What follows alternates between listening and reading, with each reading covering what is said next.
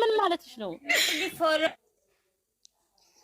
አንተ ፎሎ ለማኝ በአንድ አይኑ ለአንደኛዋ በአንድ አይኑ ለአንደኛዋ ነው አምባ የሚወርደው ነቀጥ እና ፎሎ ፍቅር ይልሻል። ይሄ ነው ማልቀስ ይሻላል ሳህን ማጠብ። ተው እግዚአብሔርን ተው። እንደዚህ እናንተ የሆነበት ደግሞ አይቻለሁ። ተው በእናታችሁ ምን ችግር አለ? ሚስቱ እንኳን ሳህን እግሯን ቢያጥባት እንደ ሚስቱ ነች። ምን ሆነ?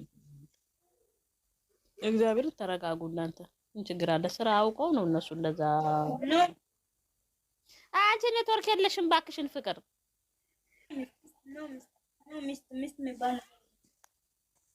ማሬ ፍቅርዬ ራሱ ማታ ስታለቀቅ አድርጉኝ። ምንድነው ፍቅርዬ እንዴት ነሽ? ያለው ተመክሬያለሁ። ሰው ሆኛለሁ ዘንድሮ። ነቅዲ እስኪ ስታወሩ አንቺ እህትሽ ገደል ገባች። ፎሎ አስደርጊ። እኛ የምናወራው ስለ ኤፍሬም ነው። እና አሁን ፋፍዬ አሁን ደስ ብሎሻል ነው የኤፍሬም ማልቀስ ውዴ? እኔ አላየሁትም ውዴ። አንቺ ቲክታክ ላይ አሁን አይቼው ሆዴን እስከሚያመኝ ነው የሳኩት። አላያቸውም እኮ ምንድነው ደስ የሚለኝ? በጣም እውነተኛ ፍቅር እኮ አታዩም እናንተ እኮ እውነተኛ ፍቅር እኮ አታዩም። ውሸተኛ ፍቅር እኮ ነው የምታዩት እናንተ።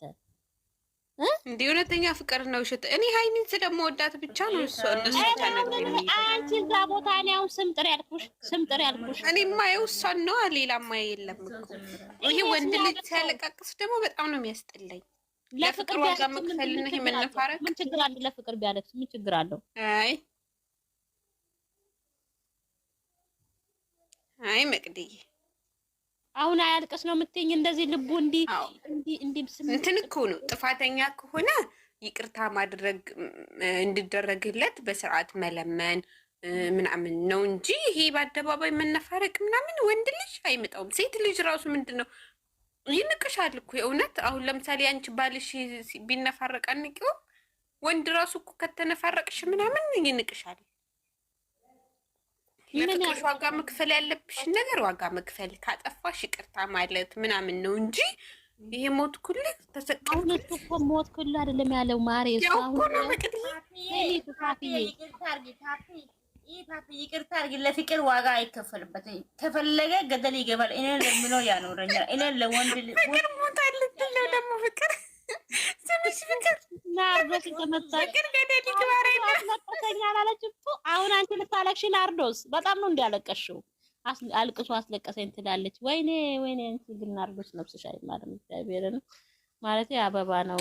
ናርቲ እስኪ ሙሹ አውርጂ ነው የሚባለው። መቅዲተኛ አሁን እንደዛ ነው የሚባለው። ኤፍሬም ማለት ነው። ኤፍሬም እንኳን ለቅሶ ቤት ሄዶ ቢያለቅስ ሰው እየለቅሶ ቤት ሰዎቹ ይስቃሉ። እንደ ውሻ ነው የሚጮኸው። ወይ ነገታው ድረስ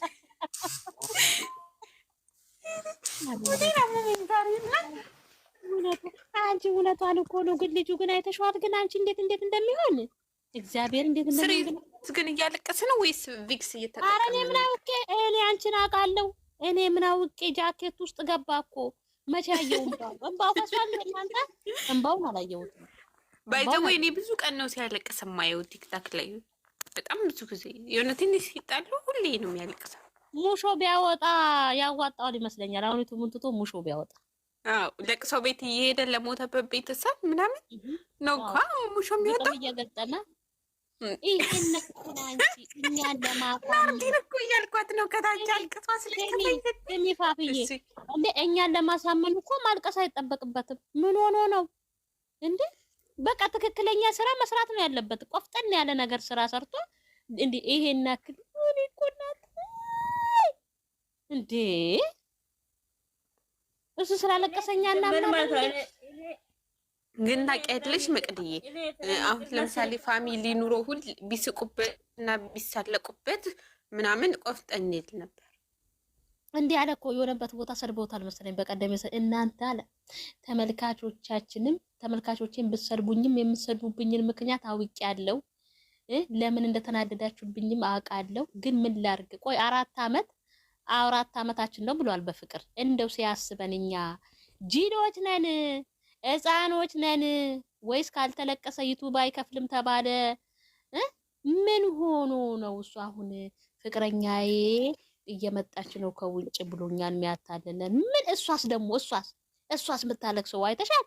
እሷ ደግሞ ያለቀሰችበት ቦታ የነሱ እንባታይና እንኳን እኛ ሽንት ቤት ስናጥብ ውሃ እንኳን ሲያፈሳ እንኳን ይደብረኛል። እኔ ራሴ ይመስለኛል እዚህ የሚከታተላቸው አይን የሌለው ጆሮ የሌለው ማሰብ የማይችል ምናምን አይነት ነው የሚመስላቸው። ኧረ በእናትሽ እስቲ ተይኝ። በእውነት በዚህ ልክ በምን እንደገመቱ ለነገሩ እውነት አላቸው። አንቺ በግሬ ስሚ፣ እኔ ዛሬ የሰማው መረጃ አንድ አይፎን አዲስ አበባ ውስጥ እውነት በእንስሳት ስም ራስ በራሱ እየተሰዳደበ እኮ ተመልካቹ ቪዲዮ ተለቀቀ። ውይ ከባድ ችግር ተመለሰ ወይ ነው ጌታው ድረስ አሁንም ከባድ አሉ። ጌታም ብሩክ ቤት መጣ ከባድ እያሉ መጡ። ጌታ ምን እንደሆነ ከባዱን አይቻለው፣ ግን ጌታችን አላለው። አውቃ ነው ዝም በሏት። ጌታም ዱባይ ለመሄድ ወስናለች። አብረን እንሄዳለች። እውነቷን ነው። ይሄ ደግሞ ውስጥ ሲገባ አልሄድም አለች። ደግሞ ማይም ልጆች ናቸው እነዚህ። ማና ዱባይ የምትሄደው? ሃይሚ ዱባይ ለመሄድ ወስናለች አሉ። ይሄ ደግሞ ውስጥ ስንገባ ስናይ የለም አትሄድም ኦኬ፣ ለዛ ነው የቲክታክ ቅድም ሙዚቃ ምናምን እንትን ያለው። ግን እኮ መቅድዬ የእንትን እኮ 3 ቀን ነበር የቀረው። ልንሄድ ከነገ ወዲያ ነው ምናምን ትኬት ስላልነበር ለዚህ ነው ልጹምበት ያልኩሽ። እንሂድ አለችው። ብሩክ ደነገጠ። አሁን ምን ያስደነግጣል? ሄዱም ፋፊ አሁን ልጅቷ ይቺ እርጉዟ አዲስ አበባ ትመጣለች ምናምን ገና ልጁ ወለድ ገና ብዙ የተጨመላለቀ ነገር አለ። ቃል እርጉዝ አይደለችም ነው እባክሽ አውቀው መጣች እኮ ውሰደኛ አባቱ ጋር ወለድ አላለችም። እቺን ከፍ የ12 ወር ነብሰ ጡር መስሎ ያለ ቃላ በቀደም ግን ሳምንት ብላ ነበር እኮ ፋፊዬ። ታረ ሳምንቱ እኮ አለፈ። እኔ ቲክታክ ላይ ነው የማየው ግን አሳዘነችኝ። አሁን ሃይሚ ከመጣች በዚህ አዲስ አበባ ሴትዮ ሃይሚ መሆን ያለባት እንደሆነ ታውቂያለሽ። ከዛችኛዋ ጋር ማይሆን ከልጅ እናት ጋር ነው የሚሆነው። ከዚህኛቱም ጋር ይሆን ነው አይደል የምትለው? ምንድነው ማለት ያለባት? የእውነት እንደዚህ አይነት እኔ እንድታለቃቅስ ምናምን አልፈልግም። የእሱ ልጅ ከሆነ ውለጅና ከዛ በኋላ ይታወቃል። አይመለከትሽም። ብቻዋን እችኛዋንም አልፈልግሽም ብሎሻል። አይመለከትሽም ብላ እሷ ከባሏ ጋር መቆም። እንደዛ አይነት ድራማውን ቢቀጥሉት በዛ መልኩ ይሄዳል። እኛ አንፈልግም ምንም ነገር። ዩዘር መጣች ግን አንቺ ውጪ ይወጣው ይሄዳለሁ ምናምን ሰሚ ዩዘር ቅድም እግዚአብሔርን ብላ ይቀጥላል። ገና ቪዲዮ መጣን። ውረዱ። ይሄው እሺ ውረዱ እናንተ በቃ ወርዳችሁ።